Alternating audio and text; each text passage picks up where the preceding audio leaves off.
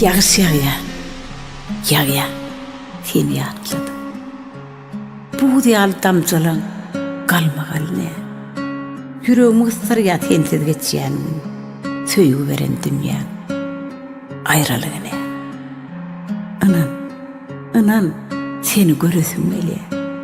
Barsam diyen ehli zat terk edip, niri döken, neler seni gülmeye, ya oturma, ayrılığı, bereket.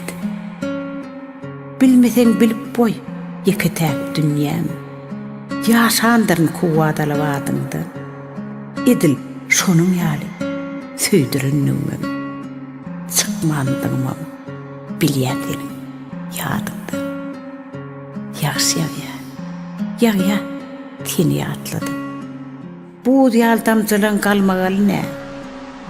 Yüreğimi ısırıya, sensiz geçen gün. Söyü veren dünya, ayrılığı ne?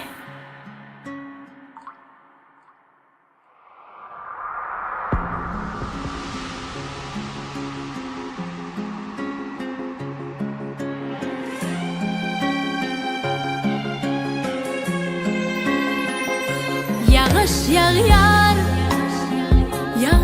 seni yatladı. Bu diyala damcalan kalmagal ne?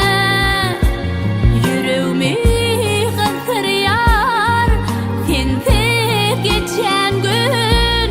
Söyü veren dünya, ayrılığı ne?